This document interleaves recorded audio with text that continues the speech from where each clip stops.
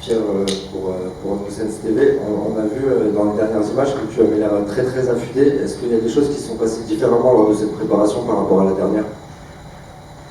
Oui, bien sûr, comme je dis, ça n'a rien eu à voir avec mes précédentes préparations. Déjà, j'ai repris beaucoup de plaisir à l'entraînement, chose que j'avais perdue depuis pas mal de temps maintenant.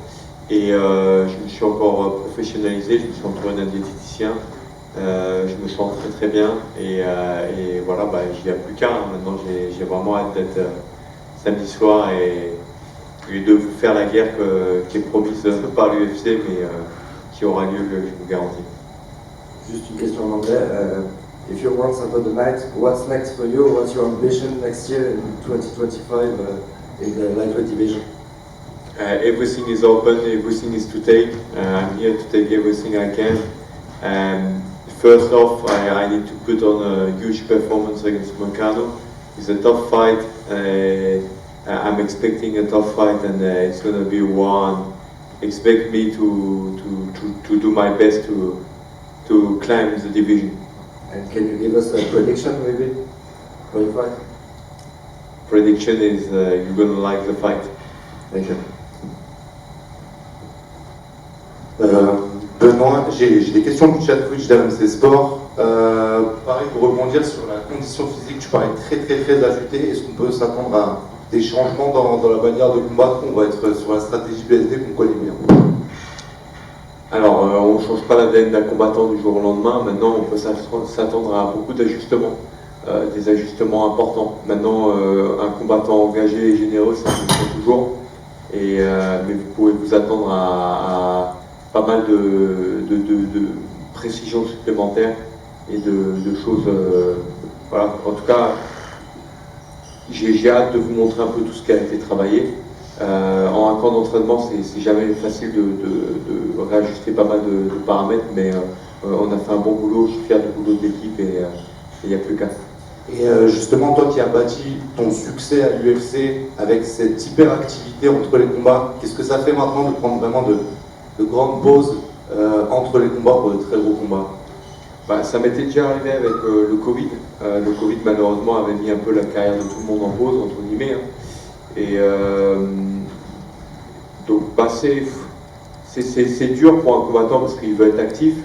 Et à la fois, ça fait du bien à la santé mentale parce que ça permet des fois de se reposer, de réfléchir à des choses et de prendre du temps pour sa famille.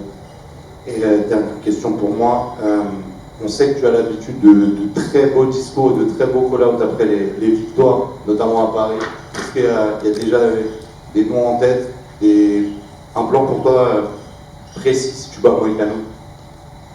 Alors j'ai la chance d'avoir un super manager et moi mon boulot c'est de vous donner un combat très engagé samedi qui donne envie en fait à l'UFC de me donner plus.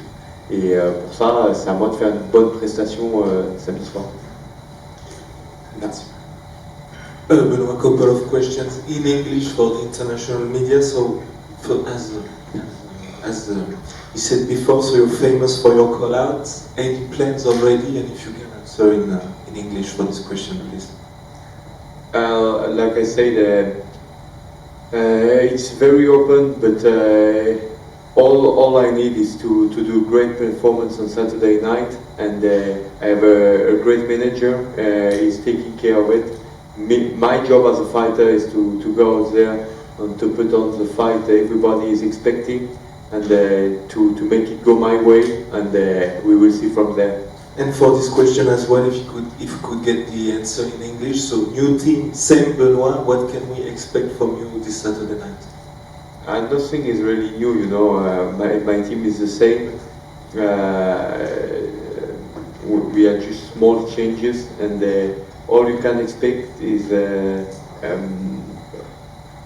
lot of precision where it was lacking, and more professionalism and more experience Benoit. And last one for me in English, so what does it mean for you to be main event here in Paris? A dream come true, or is it just a natural progression path for you in your career? No, it's an honor and a privilege to represent my country with my fellow countrymen, it's a huge honor. I'm really grateful for this occasion, and I'm ready to give it all inside the octagon. Thank you. Bonjour Benoît, Joël Lecos pour Eurosport. On a beaucoup parlé de l'infection au staphylocoque de ton dernier combat contre Poirier, tu as beaucoup revenu dessus. Est-ce que c'est quelque chose que tu crains dans ton camp d'entraînement, maintenant tu arrives à la fin peut-être moins, mais que tu as craint dans ton camp d'entraînement? Est-ce que tu as mis des mesures en place d'hygiène ou quoi que ce soit pour faire barrière à une nouvelle infection? La difficulté en fait, c'est que c'est un sport qui est de plus en plus populaire, donc il y a de plus en plus de gens qui veulent pratiquer. Et ça c'est le travail qui a été bien fait. Tous les gérants maintenant des salles essayent au maximum de protéger les gens avec le nettoyage. Malheureusement c'est un truc qu'il faut tout le temps surveiller. C'est un paramètre supplémentaire. La popularité de ce sport fait qu'il y a de plus en plus de passages dans toutes les salles. Et ça fait qu'il faut être vigilant. Et bien sûr, il faut être très vigilant parce que moi ça change ma vie d'être bien le jour J. Pour certaines personnes ça change rien, mais de passer une semaine sous antibiotiques et de rien faire, pour quelqu'un qui a un combat important ou qui est professionnel dans le milieu du sport, ça peut changer sa vie. Donc il faut, et bien sûr c'est un paramètre en plus. Je rebondis juste rapidement sur la popularité nouvelle avec les plus de pratiquants dont tu parles justement. On parle beaucoup dans les MMA, dans le MMA amateur notamment et dans les salles, du fait qu'il y a de plus en plus de cas de staphylocoque. Est-ce que c'est quelque chose que toi tu as observé parmi les gars avec qui tu t'entraînes ou même pas forcément? Comme je le dis, il y a plus de monde, plus de passages, donc oui, c'est quelque chose qui a été, je pense que c'est quelque chose qui est de plus en plus courant, et donc il faut y faire attention, et il y a une prise de conscience, je pense, collective qui se fait là-dessus dans le monde des sports de combat, et voilà, on va voir comment ça va évoluer, mais c'est sûr que c'est pas un truc agréable. Merci. Benoit, right here, Emil Sardafian from Stand One. I see you train a lot of Muay Thai with a new trainer as well. Has that been a big focus point in your camp? Yeah, I have the same crew as usual, almost. The striking coach has been changing, and yeah, of course, it was a lot of work on we have done together, and I'm ready to show it off. Obviously, you fight very aggressively to the point that sometimes it seems that your offense is also your defense. But with your new coach, he said that he wanted to see you fight more technically, with better movement, better defense. Is that what we're going to be seeing here in Paris? Of course, what we want is the same fighter with a bit more of responsibility defensively, and this has been one of the keys around my preparation, and I'm ready to give a war and to show this off.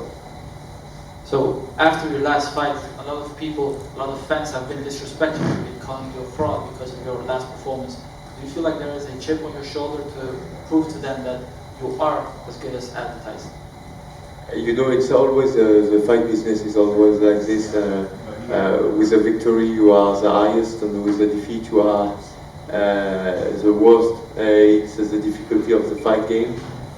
We don't play every weekend like in football, so it's the real difficulty of the fight game is each fight is changing your career. All right, thank you. Hi Benoit, Ami from Buitenkooi. I was wondering, where do you think you can hurt Moicano the most in your game? With your game? Yeah, I think we will test each other's skills. You know, he's a tough guy, he's well-rounded, so we will see how it plays out. All I'm expecting is a well-rounded guy and a tough fight. And usually we see Moicano being very strong on the ground, especially his jiu-jitsu. Is that something you try to avoid and keep it standing, or you will go down there with him? I'm a complete mixed martial artist, so can go anywhere, and we will bring it anywhere we can have our way. Thank you, man. Good luck with the fight.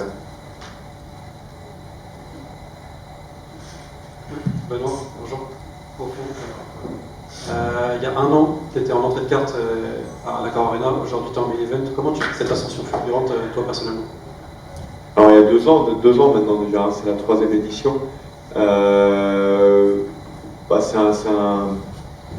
C'est l'accomplissement de combat après combat, d'un travail d'équipe qui a été fait sur le long terme et de beaucoup d'investissements en fait, beaucoup de camps d'entraînement, des changements aussi dans ma vie, des aménagements, beaucoup de choses qui sont mis bout à bout pour en arriver là. Et j'en suis très fier. Et aujourd'hui, c'est encore une fois un moment important. Chaque combat est le plus important de la carrière d'un combattant. J'aime souvent dire ça. Il n'y a pas de combat plus important qu'un autre parce qu'en fait, c'est toujours le combat précédent qui t'amène là où tu en es aujourd'hui. Donc c'est voilà, un honneur, un privilège et beaucoup de bonheur pour ma carrière en tant que combattant. Et pour rebondir sur ce sujet-là, il y a beaucoup de débats sur le représentant du MMA en France. Je ne vais pas te poser la question de qui c'est, mais toi, tu reçois beaucoup d'amour de la part de tes fans. Comment tu vis ça, ta relation avec tes fans en France? En fait, il y a beaucoup de combattants. Il y a beaucoup de combattants qui sont talentueux et déterminés en France. Là, on a une très belle carte avec des combats compétitifs, avec des enjeux pour beaucoup de combattants francophones, pour justement ces combattants français qui peuvent accéder à toujours mieux. Et c'est le succès de la discipline qui fait plaisir à voir. Et moi, je suis très heureux et privilégié d'avoir ce soutien de la part du public français en général. Et j'en suis très fier. Merci. Benoît, bonjour. Vas-y. Bonjour Benoît. Tu as dit que tu avais retrouvé le plaisir sur ce camp d'entraînement. Est-ce que tu sais maintenant pourquoi tu l'avais perdu sur le précédent ou sur le précédent?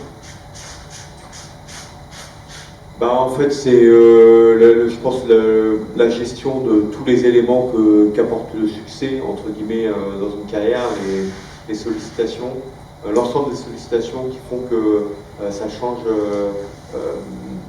pas mal ton quotidien, mais pas que ton quotidien à toi, le quotidien de tout l'entourage qui accompagne ton aventure. Et donc forcément, ça change la vie. Et il faut arriver à adapter pas mal de choses. Et qu'est-ce que tu as changé justement? Qu'est-ce que tu as adapté? Vous allez le voir samedi, beaucoup de choses. Bonjour Benoît, Olivier pour Boxmag. Je voulais que tu reviennes un peu avec nous sur ton combat contre Dustin Poirier, savoir comment tu avais géré entre guillemets intérieurement comment s'était passé le combat, et qu'est-ce que tu en avais retenu? Est-ce que tu avais noté en toi des points faibles, et est-ce que par exemple tu t'étais rendu compte qu'il y avait des combattants qui étaient vraiment très forts? Non, déjà je me suis rendu compte qu'il faut sous-estimer personne et qu'il faut surtout arriver prêt au combat à 100%, et que je trouvais que c'était un manque de respect d'annuler comme de prendre le combat dans l'état dans lequel j'étais. Donc dans tous les cas j'étais un petit peu dans une situation de dilemme, mais les défaites font toujours rebondir et remettre pas mal de choses en question. On parle de responsabilité défensive, même à 100%, peut-être qu'au 3e ou au 4e round j'aurais été dans le même état que j'étais très très rapidement dans ce combat. On ne sait pas en fait, et ça me prépare pour le futur parce que je sais qu'il y a des choses à corriger et on a travaillé dessus. Et voilà, donc c'est ça. Après, ce qui était frustrant, c'est que par exemple un combat contre Elisée où je perds à la décision, j'étais quand même fier de ce combat parce qu'à ce moment-là, mon niveau en MMA que j'avais après 2 ans et demi de pratique était là où il était, dans une catégorie qui n'était pas la mienne, et le combat m'a quand même rempli de fierté parce que j'étais à 100% ce jour-là et j'ai pu aller au bout de moi-même. Sur ce combat, j'étais absent mentalement et physiquement. C'est pas une situation que je souhaite à un combattant. Je pense que c'est un sport qui est très dur et donc il faut être solide et bien dans sa tête et quelque part être dans le bonheur de l'accomplissement du chemin qui t'amène au combat jusqu'au combat pour justement performer. D'accord, merci. Benoit here. Last time you fought in Paris, you had a great performance against Thiago Moises, and Saturday night you'll be main eventing here in Paris. Does that bring more pressure to you to fight in France? No, but a lot more pleasure. A lot more pleasure because